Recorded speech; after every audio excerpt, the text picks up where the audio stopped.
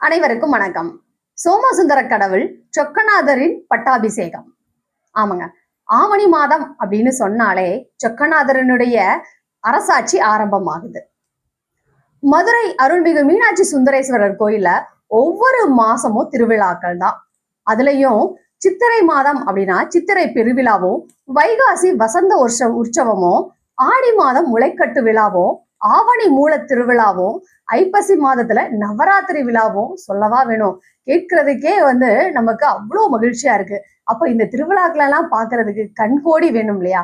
அவ்வளவு சிறப்பாவும் வெகு விமர்சையாவும் இந்த திருவிழாக்கள்லாம் நடைபெற்றது. அப்படி நம்ம சித்திரை மாதத்துல இருந்து மீனாட்சியினுடைய அரசாட்சி துவங்குதுங்க. சித்திரை மாதத்துல இருந்து மீனாட்சியினுடைய அரசாட்சி துவங்கி அருள்பால் எல்லாருக்கும் அருள்பாலிக்கக்கூடிய அன்னையினுடைய அருளாட்சி அவங்களுடைய கையில இருக்கக்கூடிய செங்கோலை எடுத்து ஐயன் சொக்கநாதர் கையில செலுத்தி ஆவணி மாதத்துல இருந்து சொக்கநாதரினுடைய அரசாட்சி ஆரம்பமாகுது.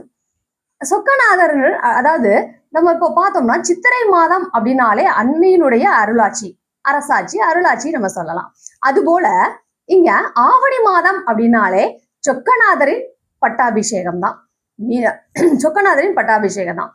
அதுலயும் இங்க நம்ம பட்டாபிஷேகத்தை அன்னைக்கு நடக்கக்கூடிய நிகழ்வுகள் ரொம்ப வெகு விமர்சையாவே இருக்கும். ஆவணி மூலவெது சொக்கநாத பெருமான் தங்க பல்லக்குல புறப்படுறாரு. அன்னையும் சேர்ந்து சிவபெருமானோட சொக்கநாதரோட சேர்ந்து வீதி உலா வர்றாங்க. ஆவணி மூலவீதி, கீழ ஆவணி மூலவீதி, தெற்காவணி மூலவீதி, நேதாஜி ரோடு, மேலமாசி வீதி வழியா அப்படியே இன்மையில் நன்மை தருவார் கோயில்ல வந்தடைகிறாங்க. இப்படி இவங்க வலம் வந்த நிகழ்வும் ஒரு புறம் நடந்துட்டு இருக்குது. அதுக்கப்புறம் பார்த்தோம்னா இன்னைக்கு வளையல் விற்ற திருவிழா. இந்த வளையல் விற்ற திருவிழா அப்படின்றது தாரகாவனத்துல இருக்கக்கூடிய முனிவர்களுடைய செருக்க அகற்றுவதற்காகவும், அதாவது சிவபெருமான வழிபடுறதை விட யாகங்கள் செய்யறதுதான் பெருசு, தான் தான் பெருசு தான் தான் பெரியவங்க அப்படின்ற எண்ணம், அகங்காரம், ஆணவம், செருக்கு, கர்வம் இதெல்லாம் உடையவங்களா அந்த தாரகாவனத்து முனிவர்கள் இருக்காங்க. அதோட அவங்களுடைய மனைவி எல்லாருமே ஒவ்வொருத்தவங்களுடைய மனைவியும் கற்பில் சிறந்தவங்களாகவும் அழகாவும் இருக்கும் அப்படின்ற ஆணவத்திலையும் இருக்காங்க. இவங்களுடைய ஆணவத்தை அடக்குறதுக்காகவே சிவபெருமானவர் வளையல் விற்ற திருவிழாவை அரங்கேற்றம் செய்யறாரு. அதாவது வளையல் விற்ற லீலை அப்படின்னு நம்ம சொல்லலாம். திருவிளையாடல் புராணத்துல வளையல் விற்ற படலம் அப்படின்னே ஒரு படலம் இருக்குது. பரஞ்சோதி முனிவர் இயற்றியிருக்காரு. இப்ப இந்த வளையல் விற்ற திருவிழாவில இவங்க இந்த முனிவர்களுடைய செருக்க அகற்றுறதுக்காகவும், முனி பத்தினிகள் இருக்காங்களா, ரிஷி பத்தினிகள், அவங்களுடைய கர்வத்தை அடக்குறதுக்காகவும் சிவபெருமான் வராரு. எப்படி வராரு அப்படின்னு பார்த்தோம்னா, பட்டு கோவணம் உடுத்திருக்காரு, புலித்தோலை மார்பிள சுத்திருக்காரு, திருநீரும் உடல் முழுவதும் அணிஞ்சிருக்காரு, சிவந்த மேனியனா இருக்காரு சிவபெருமான். திருவோட கையில ஏந்திட்டு வராரு. இப்படி வராரு அப்படின்னு பார்த்தோம்னா ஒரு தவக்கோலம் பூண்டு வராரு. ஆனா பார்த்தோம்னா ஒரு மன்மதனுடைய அழகா ஒரு தேஜஸோட ஒரு அழகோட வர்றாரு சிவபெருமான். பிச்சாடனரா வர்றாரு, பிச்சை கேட்டு வர்றாரு. அப்போ பார்த்தோம்னா நம்ம ரிஷி பத்தினிகள் எல்லாருமே பொதுவா நம்ம கற்பில் சிறந்தவர்கள் அப்படின்னு சொல்லி பார்த்தோம்னா தன்னுடைய கணவனை தவிர வேற திருமணத்துக்கு அப்புறம் தன்னுடைய கணவனை தவிர வேற எந்த ஒரு ஆண்மகனையும் தவறான எண்ணத்தோட பார்க்க மாட்டாங்க. அதுதான் கற்பில் சிறந்தவங்க அப்படின்னு சொல்லுவாங்க. ஆனா இங்க ரிஷி பத்தினிகள் நம்ம சிவபெருமானுடைய அந்த பிச்சாடனர் கோலத்தை பார்த்து அப்படியே மயங்கிறாங்க. அது மட்டும் இல்ல, தங்களையே மறந்தவங்களாவும் அவங்க ஆகிறாங்க. அப்படியே சிவபெருமானுடைய பேர் அழகுல மயங்கின அவங்க தங்களுடைய உடல் மெலிஞ்சு ஒவ்வொரு அதாவது வளையல்களா அவங்க அணிஞ்சிருக்கக்கூடிய வளையல்கள்லாம் தானா கலண்டு விழுகுதான். கலண்டு எங்க போய் விழுகுது? சிவபெருமான் கையில இருக்கக்கூடிய திருவோட்டுல போய் விழுகுது. அது மட்டும் இல்லாம தங்களுடைய நிலையில இருந்து அவங்க கொஞ்சம் தடுமாறுறாங்க. அப்ப இடையில அணிந்திருக்கக்கூடிய மேகலை கலருது. அந்த மேகலையை அவங்களாவே கலட்டி திருவோட்டுல போடுறாங்க. இப்படி ஒவ்வொரு தருணமும் தங்களை அறியாமல் அந்த பெண்கள் இருக்காங்க. அப்படி என்ன செய்யறது அப்படின்னே தெரியாம அந்த பெண்கள் இருக்கும்போது இப்படி வளையலை கழட்டி போடுறாங்க, மேகலையை கழட்டி போடுறாங்க. சிவபெருமான் அப்படியே போறாரு. அவர் பின்னாடியே இவங்களுடைய உணர்வும் உள்ளமும் அப்படியே போகுதுங்க. அப்படி போனவங்க கொஞ்சம் விழிப்படைய ஆரம்பிக்கிறாங்க. ஆஹா, என்ன நம்ம நிலைமையில இருந்து நம்ம இறங்கிறோமே அப்படின்னு யோசிச்சவங்க கொஞ்சம் தங்களுடைய நிலையை அப்பதான் உணர ஆரம்பிக்கிறாங்க. நம்ம வளையலை போட்டோம், நம்மளுடைய மேகலைய வந்து கலட்டி திருவோட்டுல போட்டோமே, நம்முடைய கணவர் வந்தா நம்மளுடைய நிலைமை என்ன ஆகும்? நம்ம இப்படி செய்வதறியாம இருக்கோமே, சரி என்ன செய்யறோன்றதே தெரியாம இருக்கோமே அப்படின்றத உணர ஆரம்பிச்சாங்க.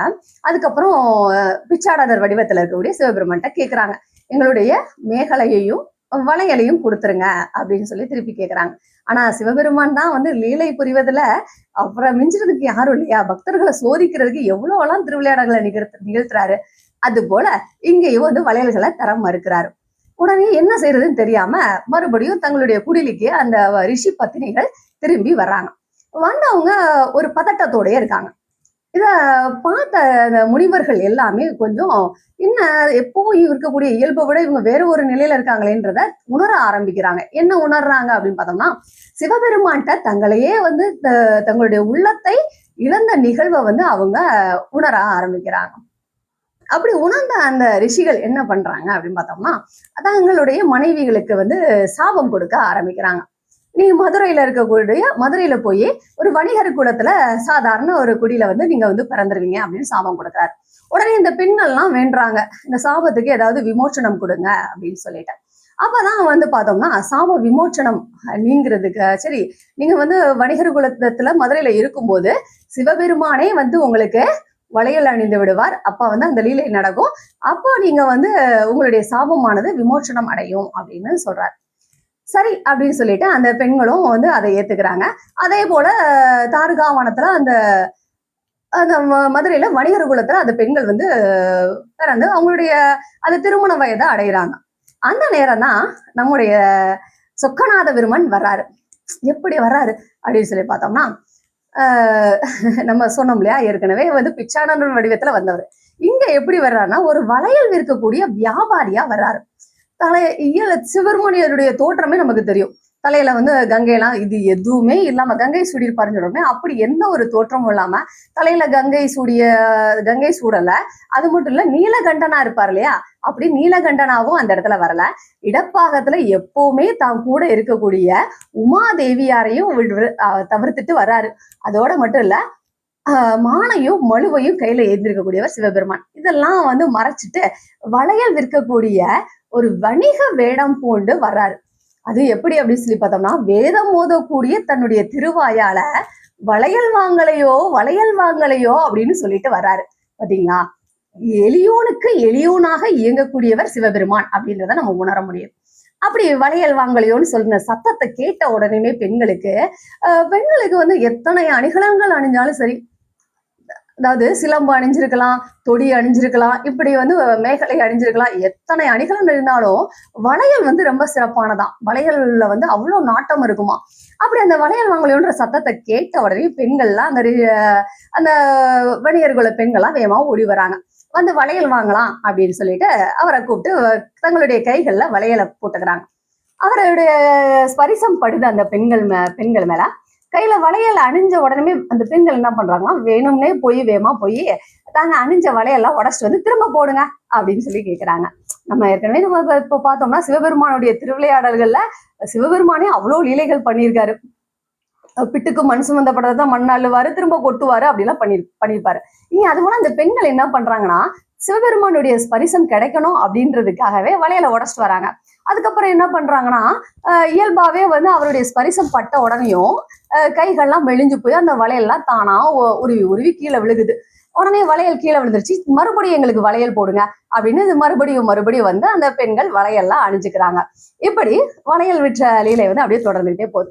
சரி, அப்படி மறுபடியும் வளையல போட்ட அந்த பெண்கள் அப்புறம் வந்து சிவபெருமான் நாளைக்கு பணம் கொடுக்கணும் இல்லையா, அந்த பெண்கள் வந்து பணம் கொடுக்க முன் வர்றாங்க. இந்தாங்க, இதுக்குரிய விலை இதுதானே அப்படின்னு சொல்லிட்டு அதுக்கான பணத்தை கொடுக்குறாங்க.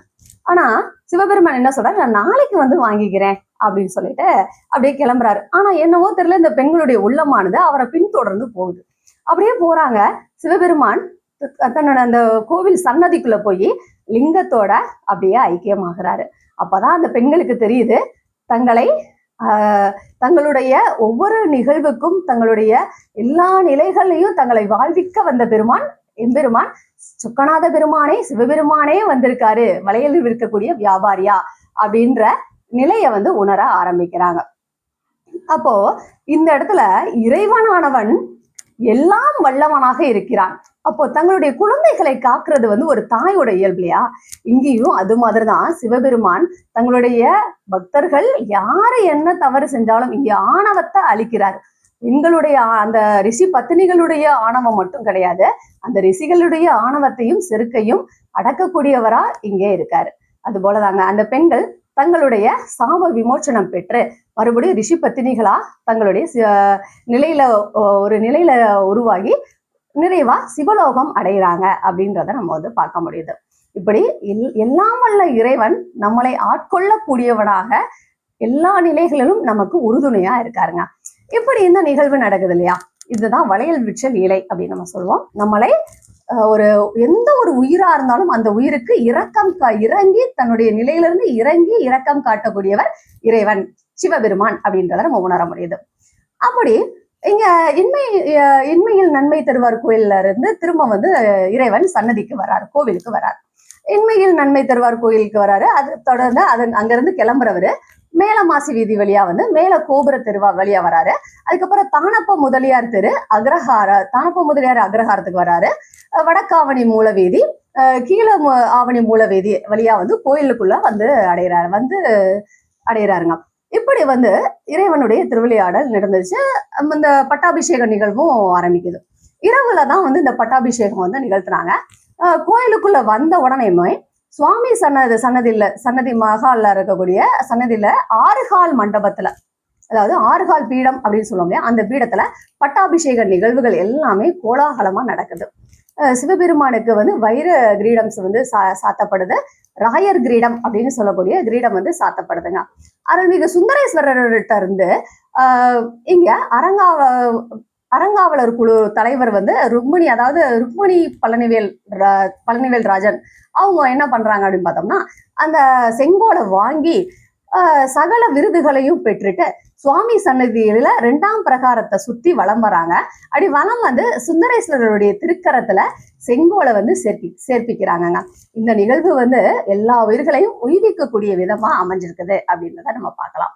இறையருள் பெற்று எல்லா வளமும் நலமும் பெறுவோம். அனைவருக்கும் நன்றி.